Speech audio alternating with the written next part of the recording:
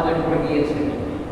আপনারা জানেন যে আমাদের শহীদ সাইফুল ইসলাম আলীকে যেভাবে হত্যা করা হয়েছে, যেভাবে শহীদ করা হয়েছে, সেই ছবিগুলো যারা দেখেছেন কেউ চোখের পানি আটকে রাখতে পারেনি।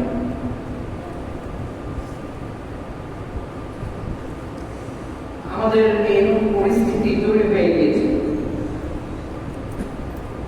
যে আমাদের নিরাপদে চলাফেরা করাও এখন অনেকে বারবার বললেই আমাকে বলছে যে চলাফেরা করার সময় একটু দেখে শুনে চলাফেরা করিও, হয়তো কেউ ইসকনের কেউ হয়তো হামলাও করে দিতে পারে। এরকম একটা পরিস্থিতির মধ্যে দিয়ে আমরা যাচ্ছি। আল্লাহর কাছে লক্ষ কোটি শুকরিয়া ও কৃতজ্ঞতা জ্ঞাপন করছি যে আল্লাহ তাআলা আমাদের সবাইকে একটু বাঁচিয়ে রেখেছেন, আমাদেরকে সুস্থতার নিয়ামত দান করেছেন। সবাই বলি আলহামদুলিল্লাহ, আলহামদুলিল্লাহ। শহীদ সাইফুল ইসলাম আলীর যে আত্মত্যাগ, সেই আত্মত্যাগের মাধ্যমে বাংলাদেশের ইসলামী আন্দোলন যেন আরো বেশি গতি পায়, দ্রুত বেগে যেন চূড়ান্ত লক্ষ্যে পৌঁছাতে পারে। আল্লাহ তাআলা সেই তৌফিক দান করুন। সবাই বলি আমিন, আমিন। যেহেতু এমন একটি মর্মান্তিক হত্যাকাণ্ডের ঘটনা ঘটেছে, সেটার প্রেক্ষাপট নিয়ে এবং কারা এই হত্যাকাণ্ডটি করেছে সেগুলো নিয়ে আমরা ইনশাআল্লাহ আলোচনা করব। এই আলোচনা করতে গেলে সর্বপ্রথম যে বিষয়টি আমাদের সামনে আসে সেটা হলো ISKCON. ISKCON, international society for Krishna consciousness, সেটা সংক্ষিপ্ত রূপ হলো ইসকন। এই ইসকন 1966 সালে আমেরিকার নিউ ইয়র্কে প্রতিষ্ঠিত হয়। প্রভুপাদ নামে একজন ব্যক্তি এটার প্রতিষ্ঠাতা ছিলেন।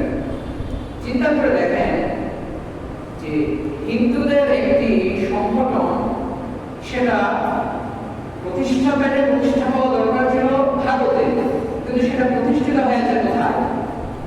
আমেরিকার নিউ ইয়র্কে সেটা প্রতিষ্ঠিত হয়েছে।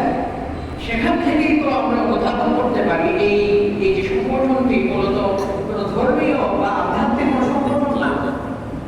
যদি সেটা ধর্মীয় বা আধ্যাত্মিক কোন সংগঠন হতো তাহলে অবশ্যই সেটা ভারতেই হতো, কিন্তু সেটা ভারতে হয়নি। সেটা প্রতিষ্ঠিত হয়েছে কোথায়? আমেরিকার নিউ ইয়র্কে সেটা প্রতিষ্ঠিত হয়েছে, এবং সেটা প্রতিষ্ঠাকাল কিন্তু বেশি দিন না, 1966 সাল, খুবই বেশি দিন হচ্ছে না। সেখান থেকে আমরা অনুধাবন করতে পারি যে হিন্দু আর হিন্দুত্ববাদ দুটার মধ্যে আসলে খুব পার্থক্য আছে। হিন্দু সেটা অনেক বড় একটি ধর্ম, আর হিন্দুত্ববাদ যেটা ইসকন বর্তমানে প্রতিষ্ঠা করতে যাচ্ছে সেটা 1966 সাল থেকে সেটা সূচনা হয়েছে। তখন থেকেই তারা যাচ্ছে একটি হিন্দুবাদী রাষ্ট্র তৈরি করবে, যেমন ভাবে জায়োনিজম, ইহুদিবাদ, বর্তমানে ইসরায়েলের যারা ইহুদি রয়েছে তারাও জায়োনিজমে বিশ্বাসী। পৃথিবীর আনাচে কানাচে অনেক ইহুদি কিন্তু আছে, সবাই যে ইহুদিবাদে বিশ্বাসী এমন কিন্তু নয়। যেমন ভাবে ইসরায়েলের ইহুদিরা ইহুদিবাদে বিশ্বাসী হয়ে একটা ইহুদি রাষ্ট্র প্রতিষ্ঠা করবে এবং পুরো বিশ্বকে তারা শাসন করবে, এমন একটি মতাদর্শকে সামনে নিয়ে তারা ইসরায়েল রাষ্ট্রের গোড়াপত্তন করে। তেমন ভাবে ইসকনের মূল টার্গেট হলো একটা হিন্দুত্ববাদী রাষ্ট্র তৈরি করে তারা বিশ্বকে শাসন করবে। এবং তাদের এই যে থিওরিটা দিয়েছে, তাদের এই ধারণাটা দিয়েছে কিন্তু পশ্চিমারা। সেটার প্রমাণ হলো সেটা প্রতিষ্ঠিত হয়েছে আমেরিকার নিউ ইয়র্কে। তারা মূলত হিন্দু সেন্টিমেন্ট, যে ইমোশন যেটা, সেটাকে ধর্মীয় একটি আবেগকে কাজে লাগিয়ে তাদেরকে সেটা তাদের উপর মোলা ঝুলিয়ে দিচ্ছে। হিন্দুরা কিন্তু সেটা বুঝছে না। তারা মনে করছে যে ইসকনের মাধ্যমে তারা হিন্দুত্ববাদ প্রতিষ্ঠা করবে, হিন্দু রাষ্ট্র প্রতিষ্ঠা করবে, এরকম একটা বিশ্বাস তাদের আছে। কিন্তু তাদের মূলে পাশ্চাত্য পশ্চিমা রাষ্ট্রগুলো কিন্তু তাদেরকে এই থিওরিটা মাথায় দিয়ে গেছে। মূলে কিন্তু তারাই সবকিছু শাসন করবে, বাহ্যিকভাবে দেখাবে তারা হিন্দুদের সেন্টিমেন্ট গুলো ইউজ করে, ব্যবহার করে এই কর্মকাণ্ডগুলো দেখা যাচ্ছে। আমরা গত জুমায় আলোচনা করেছিলাম ইহুদিরা মুসলমানদের জন্য সবচেয়ে কঠিন এবং কঠোর শত্রু হলো ইহুদিরা। ইহুদিরা। পবিত্র কোরআনে আল্লাহ তাআলা বর্ণনা করেছেন, লাতাজিদান্না আশাদ্দান নাসি আদাওয়াতান লিল্লাযীনা আমানু আল-ইয়াহুদা ওয়াল্লাযীনা আশরাকু। মুমিনদের জন্য সবচেয়ে কঠিন শত্রু হলো ইহুদ এবং যারা মুশরিক। ইহুদি যারা রয়েছে, ইহুদিরা মুসলমানদের জন্য সবচেয়ে বেশি কঠিন শত্রু। শত্রুতার ক্ষেত্রে তারা খুবই এক্সট্রিম লেভেলের, কোন ধরনের ছাড় তারা দেবে না। এরপরে বলেছে ওয়াল্লাযীনা আশরাকু, যারা মুশরিক। তবে হিন্দু যারা আছে তারা মুশরিকের মধ্যে অন্তর্ভুক্ত, সেটাও বলতে পারি। আরেকটি তথ্য আছে, সেটা হলো ইহুদি বর্তমান সময়ের যারা ইসকন রয়েছে বা যারা হিন্দুত্ববাদকে প্রতিষ্ঠা করতে চাচ্ছে, তাদের আচার আচরণগুলো ইহুদিদের সাথে কিন্তু অনেক মিল রয়েছে।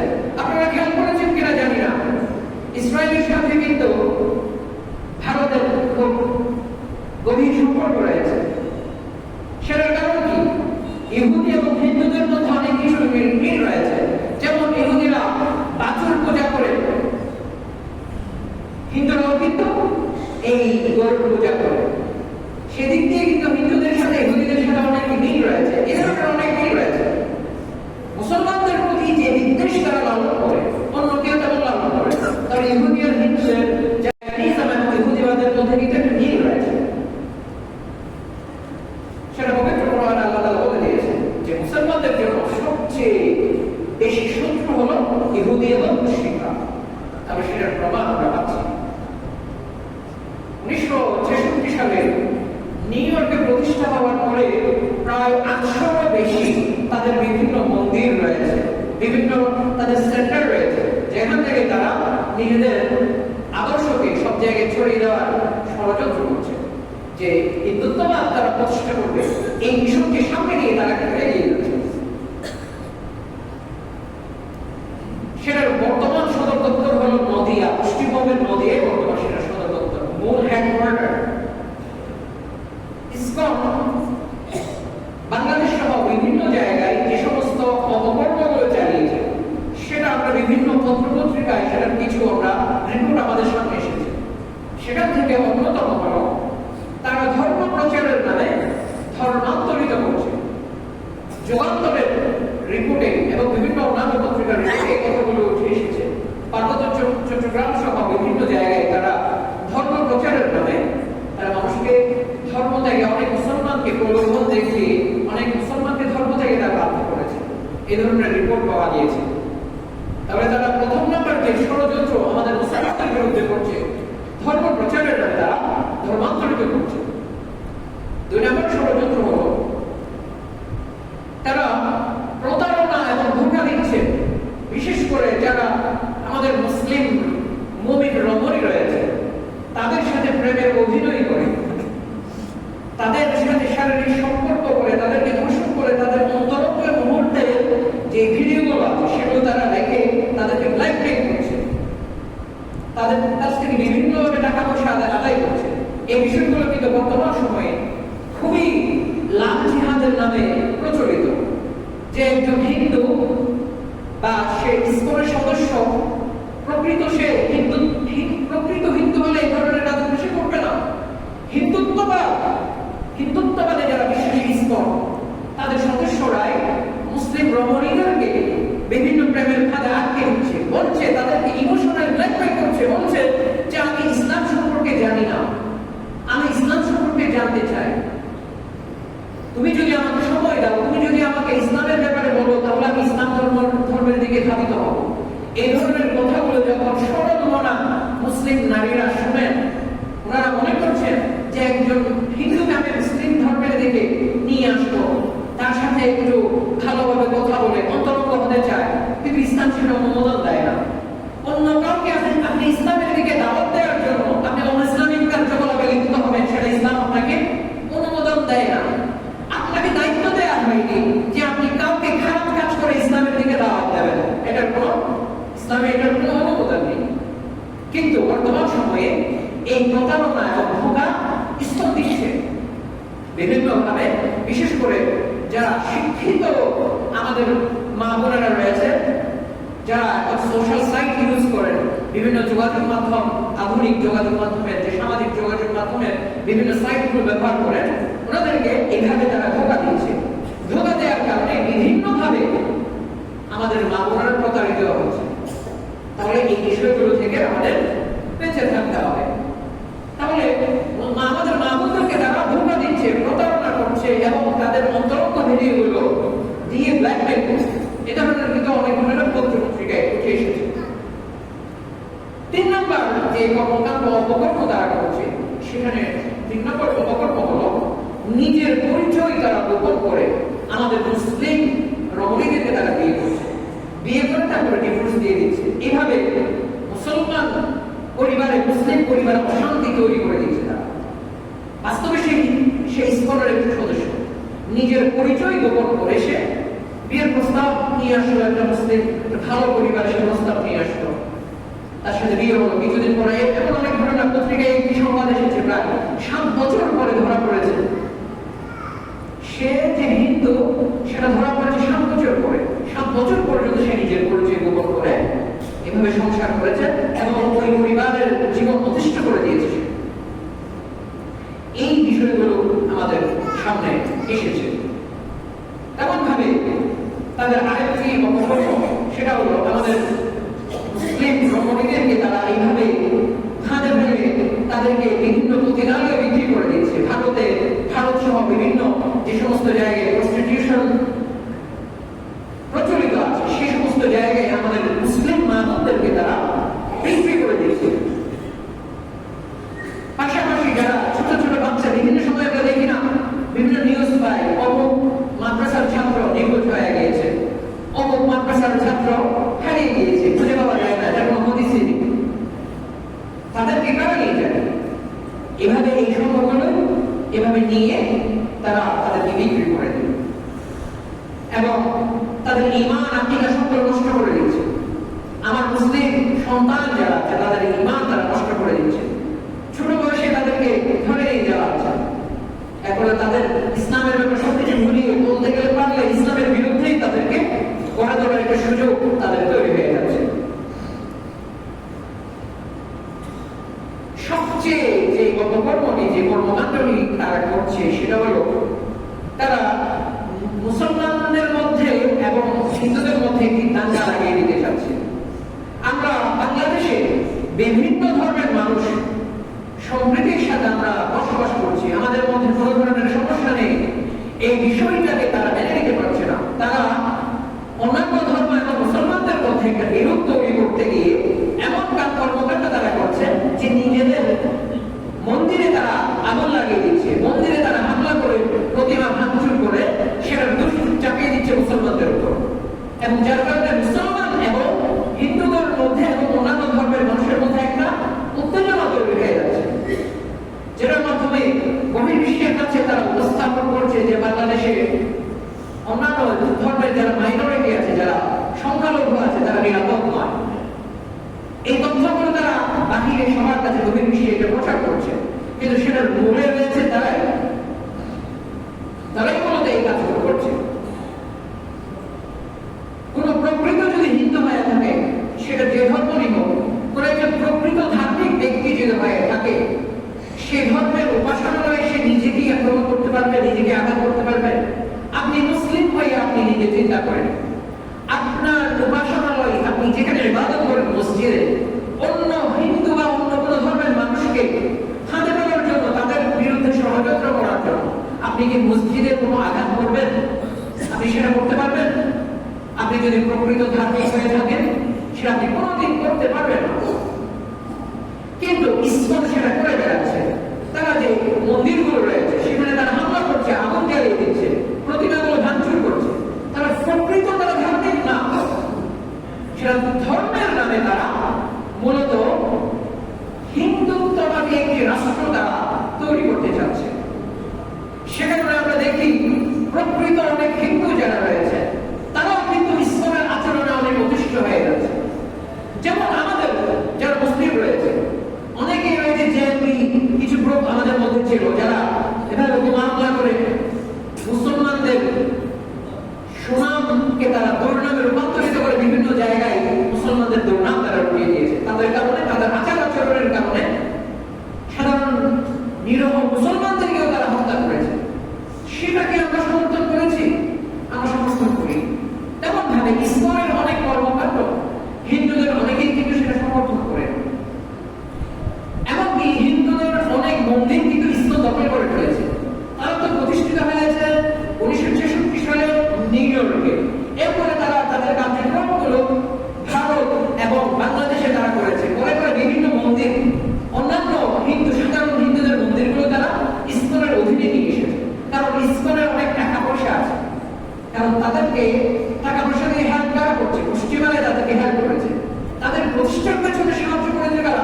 পশ্চিমারা। সেখানে তাদের অনেক টাকা পয়সা আছে। সাধারণ গরিব যারা হিন্দু আছে তারা এই বিষয়গুলো উপলব্ধি করতে পারছে না। তারা মনে করছে আমাদের মন্দিরটা একটা অনেক সাজানো হচ্ছে, তাহলে এদেরকে দিয়ে দিই। আমাদের মন্দিরটাকে পাকা করা হচ্ছে, টাইলস দিয়ে খুব সুন্দর করা হচ্ছে, এসির ব্যবস্থা করা হয়েছে, তাহলে এটা ইসকনের অধীনে দিয়ে দিই। এভাবে প্রায় 500-এর উপরে এখন তাদের মন্দির আছে। সেখানে অধিকাংশ কিন্তু তারা সাধারণ হিন্দুদের মন্দিরগুলো তারা দখল করে নিয়েছে। তেমন ভাবে তারা এই মন্দির বা তাদের সেন্টার, তাদের যে মূল কেন্দ্র প্রতিষ্ঠার নামে সাধারণ হিন্দুদের অনেক জায়গা কিন্তু তারা দখল করে ফেলেছে, যেটার কারণে সাধারণ অনেক হিন্দু কিন্তু কষ্ট পেয়েছে। সে কারণে ইসকন সিঙ্গাপুরের প্রতিষ্ঠা লগ্ন থেকে ইসকন সেটা নিষিদ্ধ। ইসকন যদিও বাংলাদেশে নিবন্ধিত একটি সংগঠন, কিন্তু সিঙ্গাপুর সেটা শুরু থেকে নিষিদ্ধ একটি সংগঠন। সেটা তারা সেটা নিবন্ধিত, সেখানে তাদের কার্যক্রমের কোনো অনুমোদন সিঙ্গাপুরে নেই। চীন, আফগানিস্তান সহ মালয়েশিয়া, ইন্দোনেশিয়া এ সমস্ত রাষ্ট্রে ইসকনের কার্যক্রম তারা নিষিদ্ধ করে দিয়েছে। কারণ তারা প্রকৃত ধর্ম অনুসারী না, ধর্মকে পুঁজি করে তারা কিন্তু যাচ্ছে ক্ষমতা। যেমন ভাবে ইহুদিরা, যে যারা ইহুদিবাদে বিশ্বাসী, তারা ইহুদি ধর্মকে পুঁজি করে একটি ধর্ম তারা প্রতিষ্ঠা, একটি রাষ্ট্র তারা প্রতিষ্ঠা করতে যাচ্ছে। তাহলে এই ইসকনের কর্মকাণ্ডগুলো যখন আমাদের সামনে এসেছে, তাদের এই ষড়যন্ত্রগুলো যখন আমাদের সামনে এসেছে, বিশেষ করে গত 27 তারিখে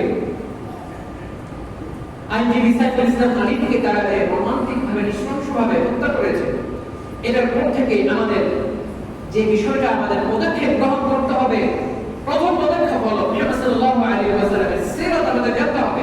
আমি বারবার বলি যে মুহাম্মদ সাল্লাল্লাহু আলাইহি ওয়াসাল্লামের জীবনী আমাদের পড়তে হবে। মুহাম্মদ সাল্লাল্লাহু আলাইহি ওয়াসাল্লামের জীবনী যদি আমাদের অধ্যয়ন থাকে, আমরা যদি সেটা পড়ি, তাহলে সেখানে মুসলমানদের উপর যখন ইহুদিরা বা অন্যান্য ধর্মের কেউ যদি মুসলমানদের উপর কোনো আঘাত করে, আঘাত হানে, তখন মুহাম্মদ সাল্লাল্লাহু আলাইহি ওয়াসাল্লাম যে পদক্ষেপ গ্রহণ করেছিলেন, সেই পদক্ষেপগুলো আমাদের গ্রহণ করতে হবে। সেই ধারাবাহিকতায় আমরা বলেছিলাম বনু কাইনুকা গোত্র ইহুদি মুসলিম রমণীর ইজ্জতে তারা ইজ্জত দিয়ে টানাটানি করেছিল। এর ফলে একজন মুসলমান ওই ইহুদিকে হত্যা করেছিল। পরবর্তীতে সব ইহুদি মিলে একজন মুসলমানকে হত্যা করেছে। সেটার পরিণতিতে মুহাম্মদ সাল্লাল্লাহু আলাইহি ওয়াসাল্লাম 15 দিন পর্যন্ত বনু কাইনুকা বা কাইনুকা গোত্র ইহুদিদের ওই গোত্রকে ঘেরাও করেছিলেন। পরবর্তীতে তাদেরকে দেশ থেকে বাধ্য করেছিলেন। সেই ঘটনা আমরা দেখতে পাই। একজন মুসলমানের রক্তের বিনিময়ে পুরো একটা গোত্রকে দেশান্তর করা হয়েছে। তেমন ভাবে যখন হুদাইবিয়ার সন্ধি আগে মুহাম্মদ সাল্লাল্লাহু আলাইহি ওয়াসাল্লাম সাহাবায়ে কেরামকে নিয়ে যখন মক্কা অভিমুখে গিয়ে উমরা করার জন্য চেয়েছিলেন, তখন মুসলমানদেরকে মুশরিক যারা ছিল, মক্কার যারা কাফের ছিল, তারা বাধা দিয়েছিল। সমঝোতার জন্য মুহাম্মদ সাল্লাল্লাহু আলাইহি ওয়াসাল্লাম উসমান ইবনে আফফান রাদিয়াল্লাহু আনহুকে পাঠিয়েছিলেন। তখন উসমান ইবনে আফফান রাদিয়াল্লাহু আনহুকে তারা নজরবন্দি করে, গৃহবন্দী করে রেখেছিল। তাকে মক্কা থেকে বের হতে দিচ্ছিল না। পরবর্তীতে মুসলমানদের কাছে সংবাদ পৌঁছে উসমান রাদিয়াল্লাহু আনহুকে শহীদ করা হয়েছে। তখন মুহাম্মদ সাল্লাল্লাহু আলাইহি ওয়াসাল্লাম গাছের নিচে বসে সমস্ত সাহাবায়ে কেরামকে নিয়ে বায়াত করেছিলেন, যে বায়াতের নাম ছিল বায়াতুর রিদওয়ান। আল্লাহ তাআলার সন্তুষ্টির জন্য যে বায়াত গ্রহণ করা হয়েছিল, যে বায়াত গ্রহণ করা হয়েছিল, সবাই মৃত্যুবরণ করবো আমরা, হয়তো কোনো সিদ্ধান্ত হয়ে যাবে, হয়তো উসমান রাদিয়াল্লাহু আনহুর হত্যার প্রতিশোধ আমরা নেব, না হলে আমরা মক্কা আমরা দখল করে ফেলবো। এমন ভাবে একটি বায়াতুর রিদওয়ান হয়েছিল একজন মুসলমানের রক্তের বিনিময়ে এই বায়াতের রেওয়াজ সংঘটিত হয়েছে। পরবর্তীতে যখন সঠিক সংবাদটি এসেছে, তাকে গৃহবন্দী থেকে ছেড়ে দেওয়া হলো, তখন উসমান রাদিয়াল্লাহু আনহু যখন ফিরে আসলেন, তখন সেই বিষয়টি আর থাকলো না। একজন মুসলমানের রক্তের জন্য মুহাম্মদ সাল্লাল্লাহু আলাইহি ওয়াসাল্লাম এই পদক্ষেপ গ্রহণ করেছিলেন। তেমন ভাবে আরেকটি ঘটনা আছে, গজওয়ে মুতার আগে মুহাম্মদ সাল্লাল্লাহু আলাইহি ওয়াসাল্লাম বাসরায় একজন মুসলিম প্রতিনিধি প্রেরণ করেছিলেন। গাসসান গোত্র ওই প্রতিনিধিকে হত্যা করে ফেলে, মুসলমান ওই দূতকে হত্যা করে ফেলে। সাধারণত নিয়ম হলো, কোন একজন দূত যদি কোন এক পক্ষ থেকে, সে কাফেরের পক্ষ থেকে মুসলমানের কাছে আসে, মুসলমানের পক্ষ থেকে কাফেরের কাছে যাবে, দূতকে কখনো হত্যা করা যায় না। কিন্তু ওই মুসলমান দূতকে তারা হত্যা করে ফেলেছিল। সেটা বদলা নেওয়ার জন্য মুহাম্মদ সাল্লাল্লাহু আলাইহি ওয়াসাল্লাম বিশাল বাহিনীর বিরুদ্ধে অল্প সংখ্যক মুসলমানদের দল প্রেরণ করেছিলেন। এমন ভাবে আমরা আরেকটি ঘটনা দেখতে পাই, মুহাম্মদ সাল্লাল্লাহু আলাইহি ওয়াসাল্লামের ওফাতের পূর্বে উসামা ইবনে যায়েদ রাদিয়াল্লাহু আনহুর নেতৃত্বে একটি দল প্রেরণ করা হয়েছিল রোমানদের বিরুদ্ধে যুদ্ধ করার জন্য। সেটার কারণ ছিল, একজন খ্রিস্টান গভর্নর উরওয়া বিন আমার, তিনি খ্রিস্টান ছিলেন, সেখান থেকে তিনি ইসলাম ধর্মে দীক্ষিত হয়েছিলেন, ইসলাম ধর্ম গ্রহণ করেছিলেন। রোমানরা তাকে হত্যা করে ফেলেছিল। সেটার বদলা নেওয়ার জন্য, সেটা শায়েস্তা করার জন্য মুহাম্মদ সাল্লাল্লাহু আলাইহি ওয়াসাল্লাম মৃত্যুর ওফাতের আগে উসামা বিন যায়েদ রাদিয়াল্লাহু আনহুর নেতৃত্বে একটি দল রোমানদের বিরুদ্ধে যুদ্ধ করার জন্য প্রেরণ করেছিলেন। যদিও মুহাম্মদ সাল্লাল্লাহু আলাইহি ওয়াসাল্লামের ওফাতের সংবাদ পেয়ে উসামা বিন যায়েদ রাদিয়াল্লাহু আনহু এবং অন্যান্য যারা সাহাবায়ে কেরাম ছিলেন সবাই ফিরে এসেছিলেন। এরপর আমাদের সামনে ইসলামের ইতিহাসগুলো যদি আমাদের সামনে আসে, সেখান থেকে আমরা দেখতে পাই উমাইয়া খেলাফতের সময় রাজা দাহির যখন সিন্ধুর রাজা যিনি ছিলেন, রাজা দাহির মুসলমানদের একটি নৌবহর হিন্দু যারা ডাকাত ছিল তারা দখল করে ফেলেছিল। রাজা দাহিরকে বলা হয়েছিল, হাজ্জাজ ইবনে ইউসুফ নির্দেশনা দিয়েছিল, সেটার ফয়সালা তুমি করো। কিন্তু রাজা দাহির হিন্দু ডাকাতদের বিরুদ্ধে কোনো পদক্ষেপ গ্রহণ করেনি, সেটা নিয়ে কোনো সাড়া দেয়নি। তখন মুহাম্মদ বিন কাসিম তিনি ভারতবর্ষে আক্রমণ করেছিলেন, শুধু হিজাজ থেকে তিনি এই ভারতবর্ষে আক্রমণ করেছিলেন। সেখানে মূলত একটা বিষয় ছিল, মুসলমানদের নৌবহরকে যে আটকে ফেলা হয়েছিল, সেখানে একজন রমণী রক্তে লেখা চিঠি হাজ্জাজ বিন ইউসুফের কাছে একটি রক্তে লেখা চিঠি পাঠিয়েছিল। তাদের উপর যে নির্যাতন চালানো হচ্ছে, তাদেরকে যে নির্যাতন করা হচ্ছে, সেটা উল্লেখ করে একটি রক্তে একটা চিঠি প্রেরণ করা হয়েছিল। সেই মুসলিম রমণীকে বাঁচানোর জন্য হাজ্জাজ বিন ইউসুফ তার ভাতিজা মুহাম্মদ বিন কাসিমকে ভারত অভিযানে প্রেরণ করেছিলেন। সেখান থেকে কিন্তু ভারতে ইসলামের প্রচার প্রসার শুরু হয়, যেটা ধারাবাহিকভাবে আমাদের বাংলাদেশেও বা বাংলা যে কিছু পশ্চিমবঙ্গ বা পূর্ববঙ্গ সব জায়গায় যে ইসলাম সেভাবেই সব জায়গায় ছড়িয়ে পড়েছে। তবে এইভাবেই যুগে যুগে আমরা দেখতে পাই যে একজন মুসলিম রমণীর জন্য, একজন মুসলমানের জন্য মুহাম্মদ সাল্লাল্লাহু আলাইহি ওয়াসাল্লাম পদক্ষেপ গ্রহণ করেছিলেন। আজকে আমাদের সাইফুল ইসলাম আলিফকে যে ইসকন হত্যা করেছে, সেটা তো আইনের মধ্যে স্পষ্ট। অনেক পত্রিকা বর্তমান সময়ে বলছে যে তাকে কারা হত্যা করেছে তারা জানে না, সেটা আইনের মধ্যে স্পষ্ট যে ইসকনই তাদেরকে হত্যা করেছে। এখন সেখান থেকে বাঁচার জন্য তারা এখন বলছে যাকে গ্রেফতার করা হয়েছে সেই ইসকনের সদস্য না, তাকে ইসকনকে বহিষ্কার করা হয়েছে, সেটা এতদিন করে সেখানে বলা হচ্ছে নিজেদের উপর থেকে দায় সরানোর জন্য। তারা যে দায়ী, এই হত্যার পিছনে মূল দায়ী দাঁড়ায়, সেটা থেকে বাঁচার জন্য তারা এই কর্মকাণ্ডগুলো করছে। তাহলে আমরা মুহাম্মদ সাল্লাল্লাহু আলাইহি ওয়াসাল্লামের সিরাত এবং ইসলামের ইতিহাস থেকে দেখতে পেয়েছি যে একজন মুসলমানকে হত্যা করা হলে সেটা প্রতিশোধ দিতে হবে, সেটা কিভাবে সেটা নেই, সেটা ইনসাফ কিভাবে প্রতিষ্ঠা করা যাবে, সেটার জন্য পদক্ষেপ গ্রহণ করতে হবে। কিন্তু এখন আমরা যেহেতু আমাদের ইসলামের রাষ্ট্র প্রতিষ্ঠিত হয়নি, ইসলামের রাষ্ট্র নেই, আমরা তো ইসলামী রাষ্ট্রের যদি প্রতিষ্ঠা করা হতো তখন আমরা যে যিনি খলিফা থাকতেন, আমিরুল মুমিনিন যিনি থাকবেন, তার কাছে গিয়ে আমরা আবেদন করতাম, আবেদন করতে হতো না, উনি নিজের নিজস্ব উদ্যোগে সেটার বিচার তিনি করতেন। কিন্তু এখন বর্তমানে গণতন্ত্র, সবাই সমান, একজন হিন্দুর অবস্থা যেমন আমি মুসলমানের অবস্থা তেমন।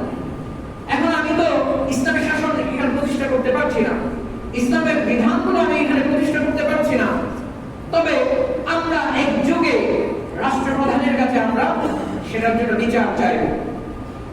এখন তো আমাদের অবস্থা এমন, কেউ বিচার চাচ্ছে, কেউ আবার তাদের বিরুদ্ধে বিচার করে না, এটার জন্য দেন দরবার করা হচ্ছে, এটা আমরা দেখতে পাচ্ছি।